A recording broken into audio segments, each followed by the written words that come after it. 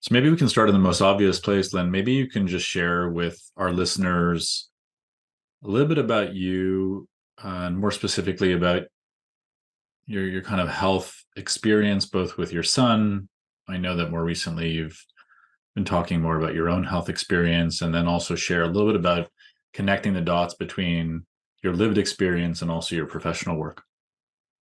Okay, big question. Well, I probably didn't pay a whole lot of attention to health, being a pretty healthy person, up until my late 30s when my son, who was 12 at the time, became ill with something we didn't know what it was, and it actually took 7 years to get a diagnosis. During that time, I did all kinds of research. He had really terrible symptoms. It was a nightmare time.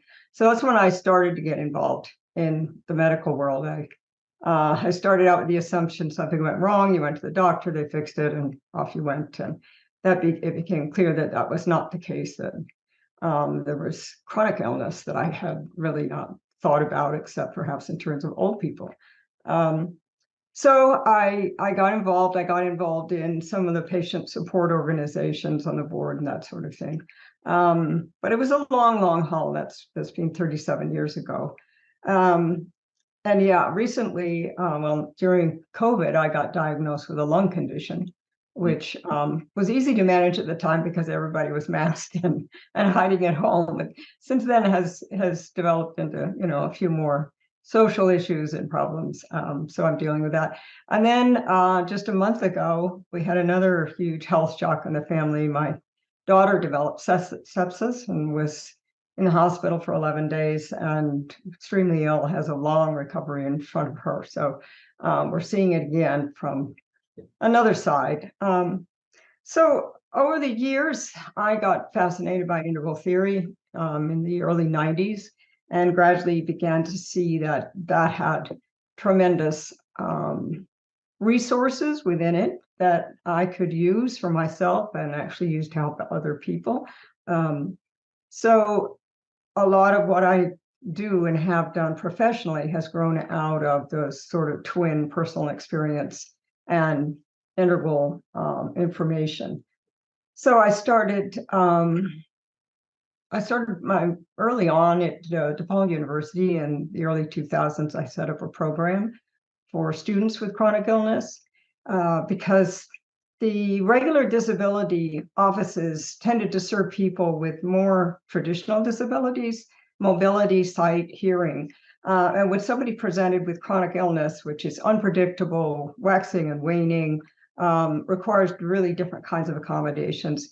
A lot of times they just either didn't get help, they didn't even think they were entitled to help, or even if they found somebody sympathetic, it wasn't easy to help them. So this program grew. We ended up with 200 students, and I left there in 2010, and it was folded back into the regular disability program. I'm not actually entirely sure what happened to it after that. And then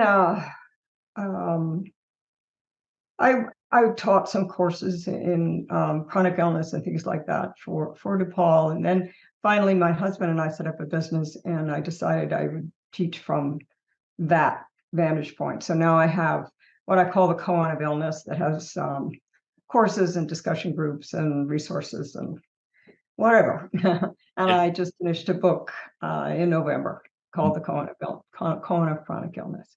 Yeah, I want to spend quite a bit of time on talking about the Koan of Chronic Illness, which I would describe as a kind of unconventional lens on chronic illness. So I'm curious about it. I'm curious to explore that with you. Maybe for the sake of people listening who are not familiar with it, can you provide people a kind of simple overview of what, when you say integral theory or integral thought, what you're specifically referring to and why it's relevant to healthcare? Yeah, well, integral theory, which I discovered to my great delight, has a way of bringing order into many, many things I think a lot of us have sensed about the way the world works, about the way people work. And Ken Wilber, the author of this theory, articulated it into so well that as I read, I thought, well, yes, well, yes, well, yes. And so there are 5 models in this theory. I started out working with a model called the Four Quadrants, which are 4 lenses through which we can look at really any problem in society and anything going on. And healthcare certainly was one that I wanted to use these lenses for. Briefly, we have at the top half of these quadrants is the individual, how things are affecting the individual person. The lower half are the collective. The right hand is the exterior and the left hand is the interior. By that I mean, if you're in the upper left, you're now in the individual and you're in the interior. And that's what goes on inside me. What do I think? What do I feel? What's my spirituality? What's my psychology? And the upper right is more about what's my body, what's my behavior. So you can translate that to chronic illness, and you can see a person goes to the doctor with a particular symptom. The doctor looks at their body, looks at the test. All of those are these upper right quadrant activities. But meanwhile, the patient is coming in with fears. What does this mean? What's it going to do to my life? Am I, going to have this forever? And often these 2 areas are not brought together. People go to support groups or to therapists for help, and the doctor deals with the physical things, but there's not a lot of interaction. And then if you move to the collective quadrant, you find in the lower right quadrant, this is the systems that we work with, the hospitals, the pharmaceutical system, the insurance system. So anybody who gets an illness is now working in this area as well. And then the lower left is more it would be the interior of the collective. In other words, our shared assumptions. Everybody has views about illness and what it is. The media has a lot of messages about illness. Relationships are in this quadrant. So a person who gets ill is also finding those quadrants affected. So using this map, we can say, all right, what's my situation in the upper right, in my body? What's it I like in the upper left, in my interior? What's it doing in my relationships and my community understanding, my religious understanding, and what's going on now in these exterior quadrants? So it helps to, often you have a problem and it's just one big mush. So I found using the quadrants helped me isolate, where is this coming from? What can I actually do something about? Do I need therapy? Do I need a better doctor? Do I need better insurance? Right. It helps me. That's just one of the models. Yeah, and the lens is also interesting and helpful because I'd say there's kind of a language of the quadrants, right? So, for example, if you're trying to solve a top left interior individual problem with the language of the top right, you might run into conflict and tension, for example, right? So, like the world of feelings is not easily intuited and understood the same way one would look at a scan, for example. Yes. You can't use the same instrumentation, so to speak. So you also have to hone a certain quality of seeing across these different quadrants because while interrelated, they kind of have a tone and a texture of their own, which is an interesting segue into a conversation about the koan of chronic illness, because in the conventionally minded world of healthcare, there is a kind of language or a way of speaking about chronic illness. And you see this across patient communities, patient groups, hospital systems. And while it's complex, it often sounds something like a chronic illness is something to be fixed, to be warred against, to be solved, to be treated. That kind of is the conventional language. So it's like for every problem, there's a fix, so to speak. Yeah. And then alternatively, sometimes it gets to a place where it's like, well, we can fix this, so we'll throw our hands up and kind of walk away from this, so to speak. So in a way, it's kind of binary.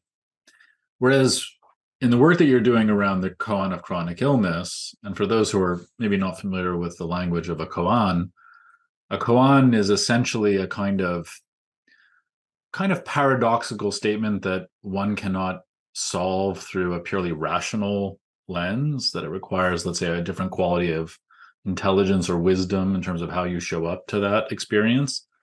How did you make the connection? While so many people are talking about chronic illness through the lens of we can solve this, applying the world of science and reason and rationality and process and procedure.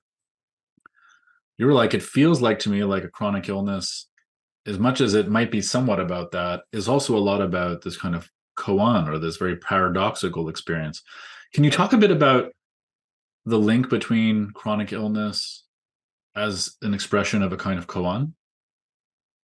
Yes, I think it took me some time to come to that understanding because I was used to working in these right hand quadrants, this medical language, this fix-it language. I kept trying to do that. And of course, with a chronic illness, I kept coming up against the impossibility of that. And I began to realize no one has to manage a chronic illness. I was still in that language.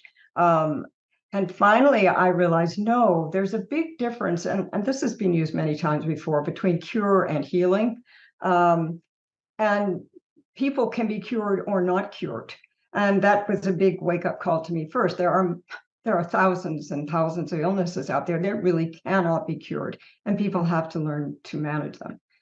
So that turned me more toward what does it mean to be healed? Can you be healed while you're ill? And what does that look like? And also, what was bothering me hugely was the lack of attention to these interiors, to how people felt, and to how they related to one another. And so I began to see illness as a koan. It's not something that can be fixed. It can't, there's no logical, right-hand, rational answer to this problem, because it seems like suffering will always be with us, disease will always be with us, injury will always be with us. And trying to shut it out of our consciousness and say, don't think about that, or of course, technology will fix everything, is, I think, just very short-sighted.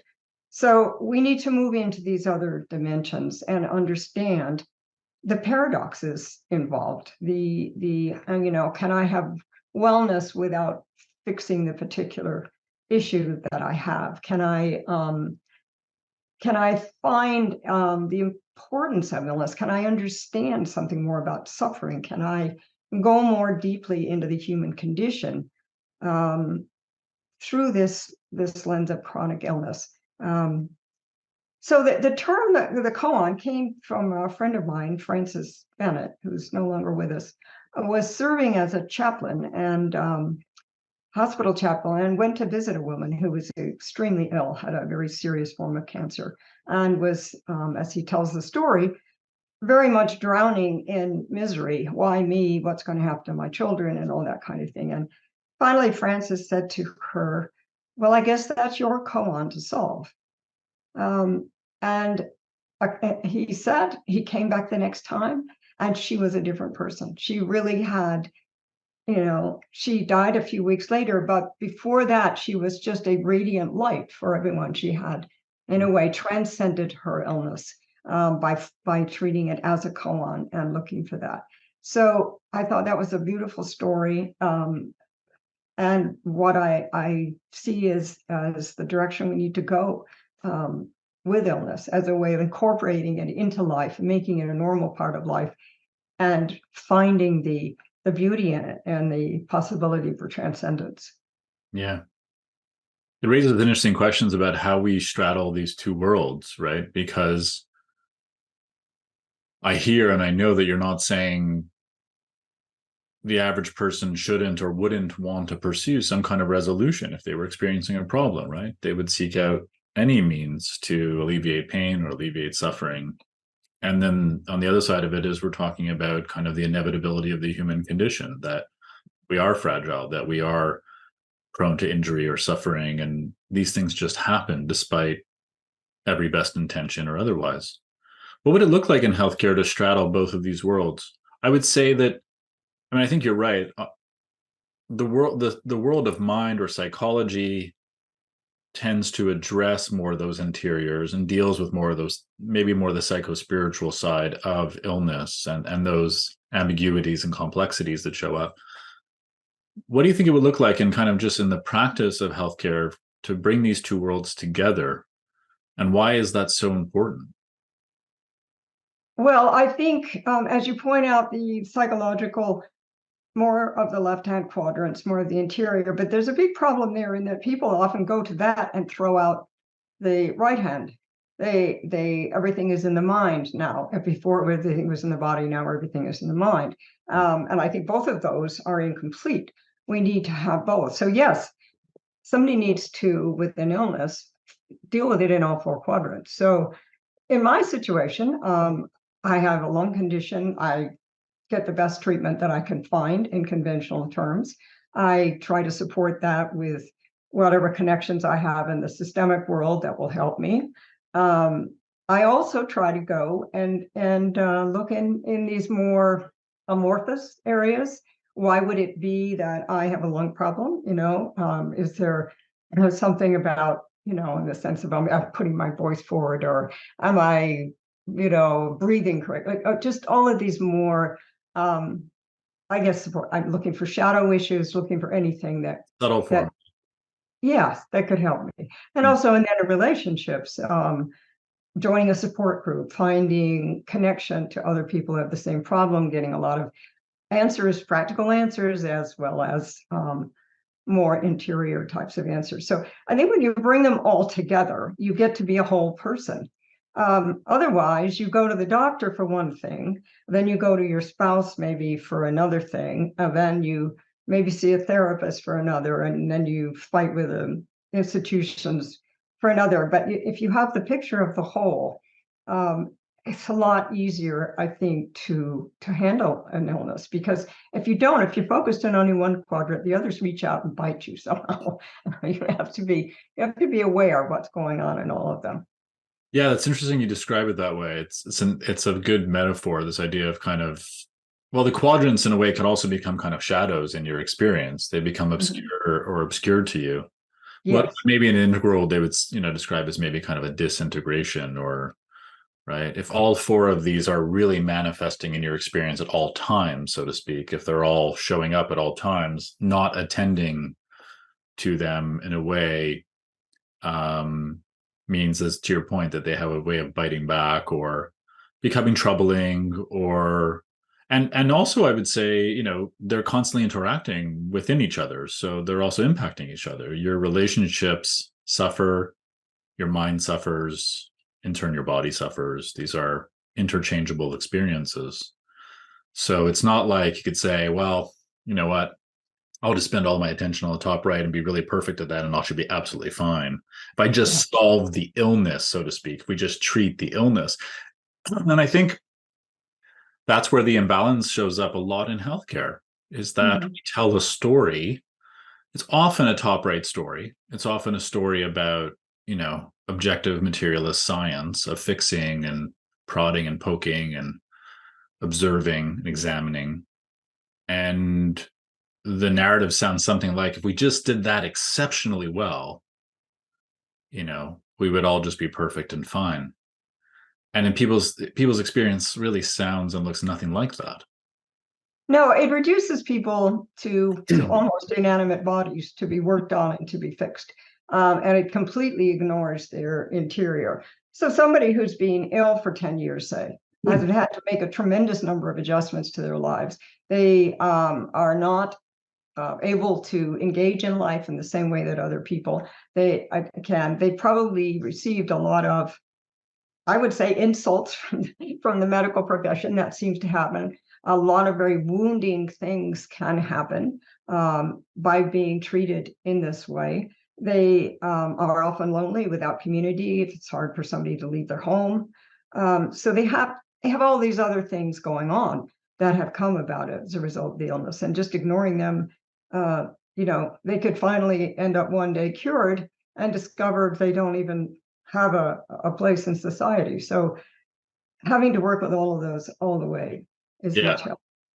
I mean, case in point, we talked in the past, and I've happened to have done a lot of work in the family caregiver space, and the number of caregivers I've spoken to who, even after a loved one, for example, goes into remission, who live with the prolonged lingering effects of guilt, shame, right? So even the idea that somehow when the illness goes away, so to speak, the world is right again, Mhm. is not really what it looks like in most people's experience. So there's evidence just looking and talking to people across their experience that that binary view, that fix or not fix view, is really just not how things show up in our day-to-day real experience. No, I mean, Wilbur says everything is tetra arising, meaning it arises in all four of those quadrants. So at any one moment, something is happening in all of them. And you can think of another problem. Say people exhaust their finances on illness. And so whether the illness is cured or not cured, they have a massive problem in that area to deal with. So yes, it's not just fix the body and everything is fine. Now, some people obviously have to specialize in that. And there is the need for a doctor who works in the upper right and does it really, really well. Ideally, that doctor will also know that their patient is dealing with these other three quadrants and refer them, offer them at least some place to talk about those things, some sense of the whole when they're working. Yeah, and at least and healthcare, let's say, be organized to honor all four of those quadrants. And I think there is something within the current healthcare system. I think it's true in the US as much as it in Canada. There's a kind of what feels like a dishonoring of the mutual arising of these experiences across someone's, and or the person themselves is kind of in a situation where they're forced to try to make some coherence of that, even though they have no sense of that. And it kind of like they might be bumping into it, but to your original point, they can't really plot this along their experience in any meaningful way. Not to mention the fact that there are many times, especially in early stages of diagnosis, there's a natural level of disorientation, there's a natural level of overwhelm. So you're trying to create coherence and make sense of something at a time when everything feels very nonsensical is doubly difficult. Yes, and then there are no outside supports for that. My experience has been that the patient becomes the manager of their own illness at a time when they're way too fragile, often too confused, and too difficult to do a good job of that. But somebody has to do it. They have multiple specialists who don't talk to each other. They have, home health needs. They have, financial needs. They have all of this to deal with, and they can't. I mean, it's really a horrible situation that people get thrown into. And then gradually, over the period of, 10, even 20 years, it can take that long for somebody to get their life with an illness functional. Mm. What do you find most in the teaching work that you've done and in the support work that you've done? What do people find most revelatory in that work? Is there something that stands out that seems to trigger in people consistently a meaningful moment of insight that you can share with people listening? I think I would say I think there are many different things that come to them in the course of working with other people and working with these ideas. But I think the thing that stands out for me is when they really grasp it, that illness is a path as important, as real as any other path. You can be CEO of a company, you can be an artist, and you can be a person with an illness. And there are great lessons to be learned in each of those fields. There are many gifts that arise in each of those fields. And the person who is going through it has a lot to give. And I think here we've really ignored the patient. I mean, these are people who are learning patience, they're learning time management, they're learning to deal with suffering, they're learning many, many of these skills that we need. We're all going through this at some level, and these people have been working with these skills for a long time.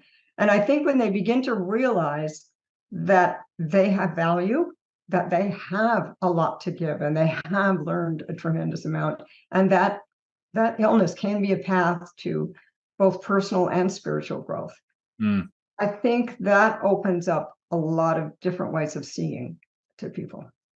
Yeah, I've spoken to colleagues and other organizations about this idea of care as a superpower, because we tend to think of caregiving as it's often framed in, let's say, a kind of burdensome light, right? Or at least that narrative is quite common in the caregiver world. And there's no doubt that it's very overwhelming for a lot of families, as you have a very intimate experience of. I do as well. But to your point, there's also these lifelong infallible skills that you develop in that process that are extremely valuable, extremely translatable, deep empathy, deep compassion, coordination, management, building connections, growing networks, insight into illness. It's the amount that you learn in the process of being either in your own experience of suffering or with someone else who is suffering is just extremely valuable. I mean, the most insightful, thoughtful, caring, compassionate souls I know are often the ones who have had the most intimate experience with their human condition in some form, whether it's through acute problems, a chronic problem, some just impossible struggle. Yeah, I find that one of the central things that I do with my courses is we have a week meeting with each course. And now I'm going to actually a general open discussion group. But that's where I work, because topic and share on that topic, and the level of depth and wisdom that comes out of people in these groups is just astounding to me. And I have learned so much, and I think they learn from each other. I think they keep going because of the incredible connection. There aren't many people you can join illness groups. Some of them are just complaint centers. Some of them are more for practical sharing. But I find in this group that there's just such an amazing depth and understanding and coming to grips with this aspect of life that I don't find anywhere else. Yeah, I think it's also, a testament to you as well, because I think facilitation that takes place through a more integral lens, through a more well-rounded lens, tends to invite a more well-rounded conversation. And I agree with you. There's plenty of places where people are talking about illness where anger predominates, where the feeling of not being fixed or dealing with a frustrating system is, always top of mind, always top of speech. And I think that we also, in fairness to individuals living with a health problem, is we also enculturate this. Yeah. I say this often, but I have a wonderful advisor and colleague and friend named Scott Swanson who says, when you treat people like patients, they will behave that way. Huh. There is something in our healthcare system that enculturates, and I can't find a better word, and I don't know if it's the perfect word, but a kind of victimhood, a sense of this is happening to me. And I need to live out that narrative that it's kind of like in defense of what is happening to me, which naturally evokes a kind of feeling of anger, regret, self-judgment, other judgment, and will invite a whole mountain of fear and anger as well, which of course also isn't serving in the healing process, because in of itself feels like it's encroaching on you all the time. Yeah, I think that's right. And I think people have to be validated. This word victim is used in many different ways, but in some ways they are a victim of whatever has befallen them. And they need acknowledgement, because there's one group of people who's like, oh, well, buck up, get on with it. You're, stop wallowing in your misery. And there's the other group that, goes overboard and says you're a victim and this sort of thing. And neither one of those are particularly helpful. But I do think people need a place to vent, and people need to express their pain somewhere to somebody. I don't know anywhere in the system that's really allowed, except maybe in therapy. So there needs to be an understanding of that. And now I was just even noticing the other day that a patient who is angry and irritable is regarded by the staff as uncompliant, rather than as a natural response to somebody who's in a hospital bed desperately ill. So obviously some of the people, nurses and doctors that work with them, have the skill to handle those kinds of things, but a lot of people don't. Yeah. So there needs to be an acknowledgement of the suffering they experience, but then they have to be able to see it in a way that they can master. I don't know, master isn't a good word, but they can incorporate the suffering. They can make a meaningful life that includes suffering. And that came to me the other day. I heard somebody say, this a therapist, and he said, I've spent my whole life thinking I should not suffer and other people should not suffer. And that just really hit me. There needs to be a place for suffering. We're all going to suffer. I mean, from the little kid who bangs his knee, there's got to be a place in our lives somehow where suffering is allowed. Yeah. This didn't work out well. This is not a good thing. How do we bring it into life? It doesn't have to be the whole of life, but it has to have a place. Yeah. And so that really struck me, and it shifted my own inner way of seeing it. Yeah, okay, let's have a place for suffering. Yeah, as you were speaking, it also made me think about how we understand illness as something that is happening. And in that sense, it's happening to you. So there's a sense of, yes, you are a victim to the illness, so to speak, right? It's this kind of uninvited guest. No one, let's just assume, would want to invite illness into their lives. So it's kind of an unwanted guest. And then there's also the side of the narrative where it's also happening through you, right? Mm-hmm. It's expressing itself through you in your experience of it, right? With everything that thoughts, feelings, sensations, and relationships that you formed. So it's also now coursing through your life. Yeah. And I think that's where a lot of the power also resides. We forget that. We forget that in that experiencing through me, that I can be the quality of me as a sieve, so to speak, as it flows through my life, can change. I can be a compassionate sieve. I can be an angry sieve. I can be attentive and aware and self-loving sieve. I can be a self-hating, deeply perturbed all the time. So that's a different kind of invitation. I can't dictate to the cancer, so to speak. It's shown up. It's like it's knocked. It said, basically, you must open the door. Yeah.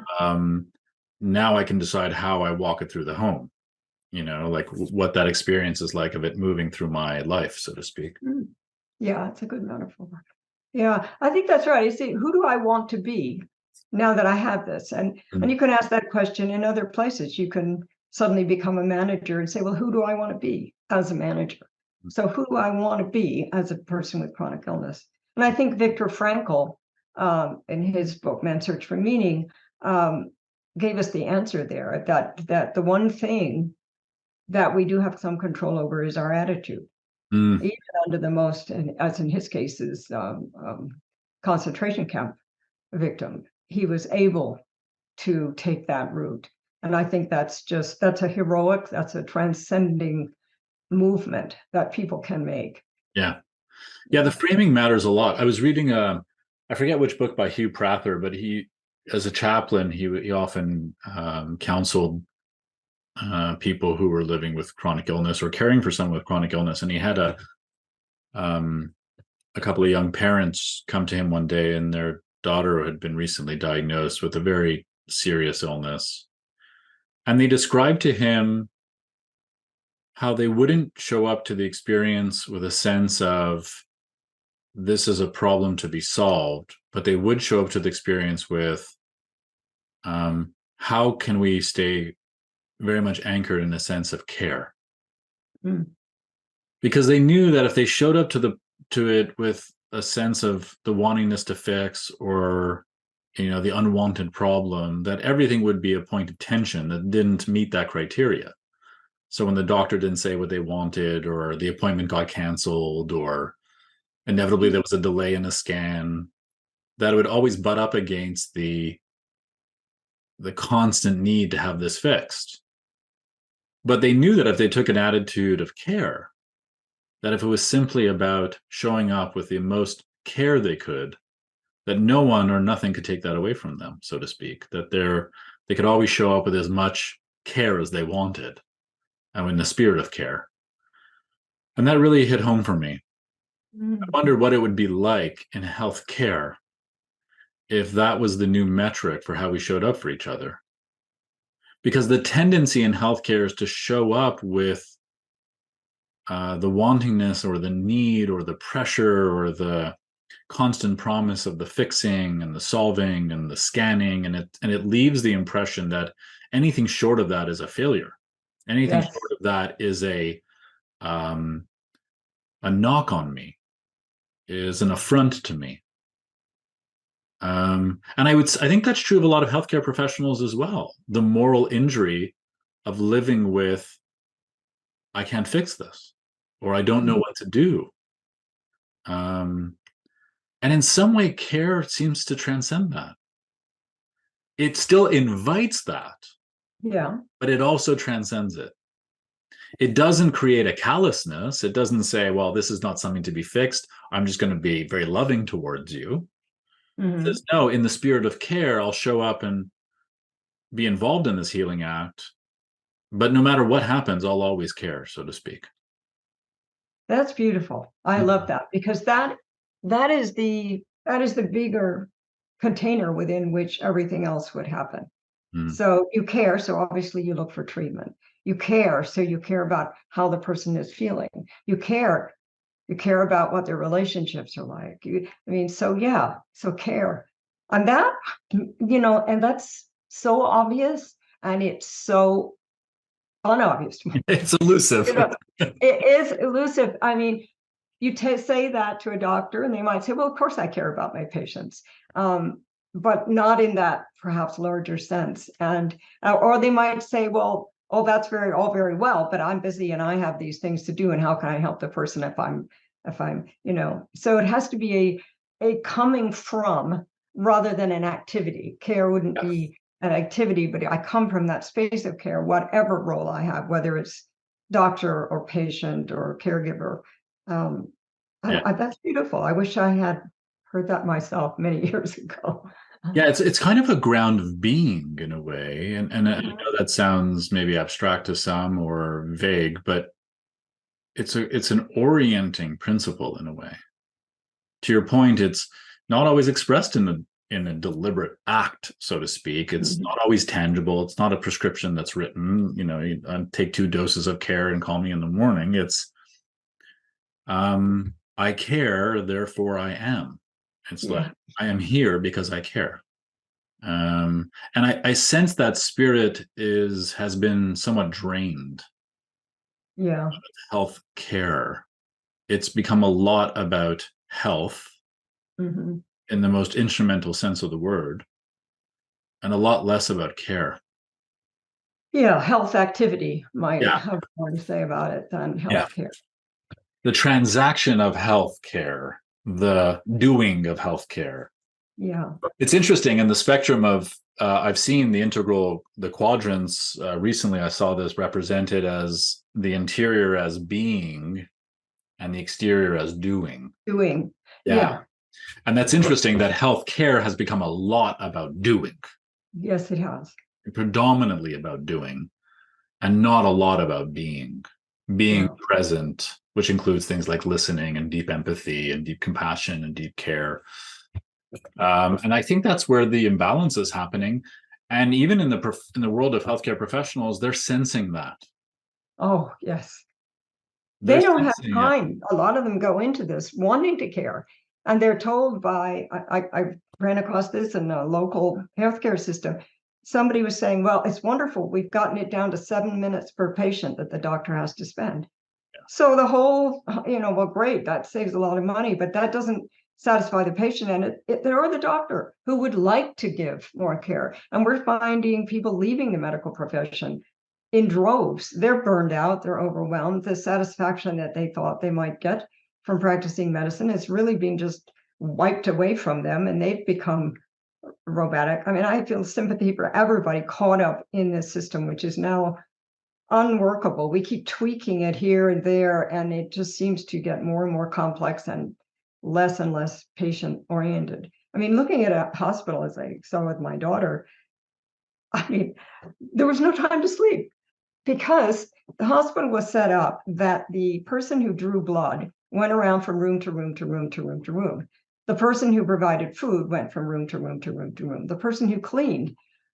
So people would be showing up at somebody's door every couple of minutes, because it wasn't scheduled to suit the patient's need for sleep or whatever they needed. It was to suit the institution's efficiency. And just that right there, you go to the hospital trying to get well, you think you'd want to give the patient a good night's sleep and do the activities in their room outside of that. But that doesn't happen. It doesn't happen because it's not efficient. Yeah. And so we're all a lot of doing, not a lot of being. Yeah. exactly. And the few people who, have time. I remember my daughter said that the one doctor that came in, she said he actually listened to me. He had time for me, which is out of the 40 people she saw, probably, really, that's sad. That's just really, really sad that we've come to that. And it doesn't suit anyone in the system at all. Yeah. I don't. Yeah, it's like we've amputated the soul of healthcare. And people are feeling that they feel cut off from themselves. And I for sure there's the physical burnout and the mental burnout, no doubt, from the overwhelm and the overwork and a system that's many times very oppressive, very demanding, too demanding. Yeah. But I think the first injury is the moral injury of knowing in your heart of hearts that you turn to the profession to be in a caring role, to show up caringly, and increasingly you're being asked not to do that in some way. That there's a kind of contravention constantly, or a constant tension of, I want to care and I'm being in some way, even though it's not malicious, kind of asked not to do that. And that's a dilemma.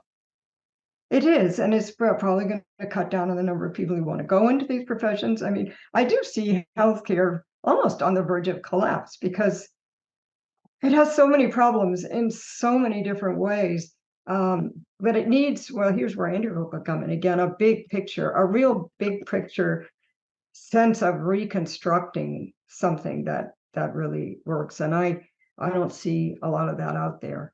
Yeah, I agree with you wholeheartedly. I think healthcare, like other significant social crises, including the environment and others, is on the verge of, I don't want to say collapse because it sounds dramatic, but some meaningful, unsolvable with the current mindset kind of crisis that will demand a different perspective.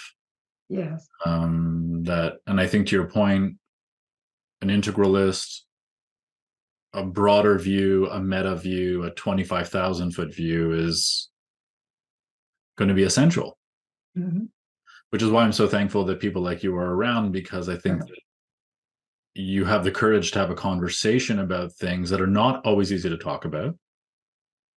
And I think the fact that you have this lived experience, this very intimate relationship with, your own family struggles, your own personal struggles, makes that conversation easier.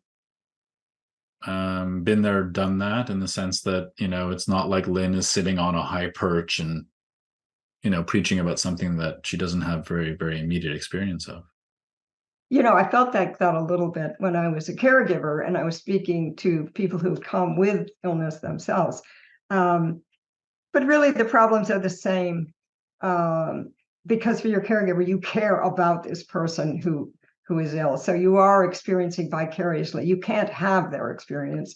You don't know exactly how they're feeling, but you certainly feel your own, the impact of it yourself. So there is that. And then, of course, I got my own. I was like, okay, well, I joined the club. So, can I walk my talk? Can I do all of the things that I write about and things like that? Yeah. For people who want to explore more about the work you're doing, what would be the easiest way for them to connect with the resources you have or the programs you have? Well, it's the koanofillness.com. They can go there, or they can write to me, Lynn, OINN, at transformationteaching.com. Okay. I'm happy to answer anything. I'm making a shift in the way I do that. I have a number of courses that I gave year round. And a lot of the people who've been with me have been with me for 5 or 6 years and keep coming back. So I don't want them to have to keep taking the same course over again to be able to join in. So what I'm doing is I put the courses on sort of an evergreen status, and we're going to have every other week discussion groups among so that people can come and share their ideas. And I really like that side of things a lot myself. And the courses are there for people who want to learn. There's a course on self-empowerment, and there's a course on relationships and personal growth and spiritual growth. And people who want to take those courses, they can come to the discussion groups and bring questions. And so I'm hoping this new model works better for everybody. So we're starting with that tomorrow, as a matter of fact. Perfect timing. Yeah. Thank you for that, and thank you for sharing your experience and your insight. Yeah, very enlightening for me. So thank you for the time. Oh, thank you, Mark. I love what you're doing. I really think it's phenomenal. Appreciate it.